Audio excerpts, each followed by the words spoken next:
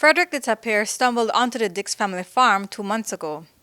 He was weak from a severe screwworm infestation and wouldn't have survived without intervention. It was in a real bad state, had a heavy infestation of screwworms, and we thought it wasn't going to make it. Moving him to the zoo was not on our radar, and we were happy that the family in Blue Creek was able to offer us a space.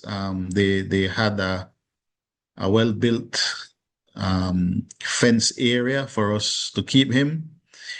And the family and community members from Blue Creek provided food for the animal for the 2 months that it was up there.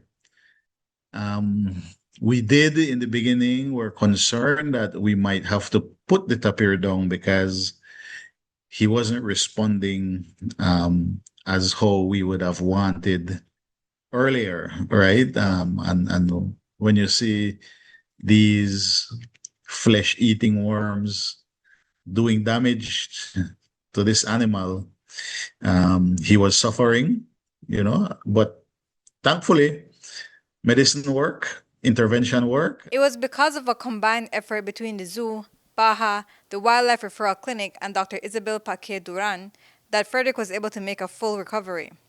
And now he's making his way through the Rio Bravo Conservation and Management Area. So we suspect that he came from the Rio Bravo Conservation and Management Area managed by Program for Belize, given the proximity of the Rio Bravo to the area where we rescued the tapir.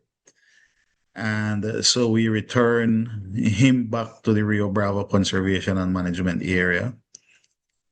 Since we released him Saturday night, he is still it's like in a 2-mile radius of where we release him, and he is moving around.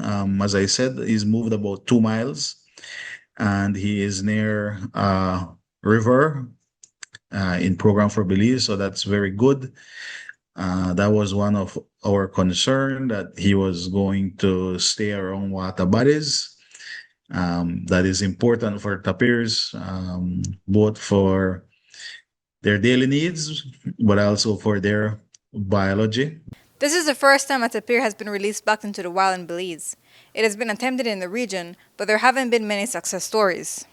There have been several attempts in the region to rehabilitate tapir and release them back into the wild, and they always they haven't had a happy ending.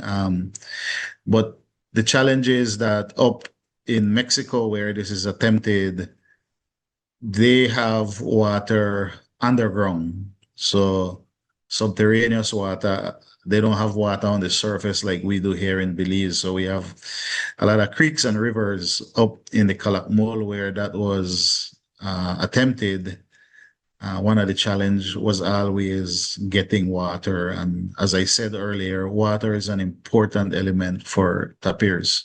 And Dr. Pat hopes Frederick can help them better understand tapirs in the wild. We hope to be tracking him for at least 1 year.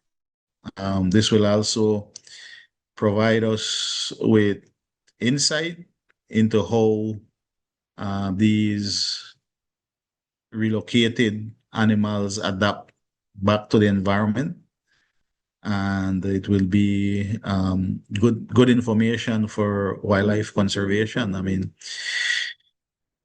you don't hear it a lot, but tapirs are also conflict animals in Belize. They're crop raiding tapirs. They eat out the crops from farmers, and so looking at how we address some of these conflict situation by intervening and also putting tapirs farther away from human interaction is something that we need to look at as well. Courtney Menzies, 7 News.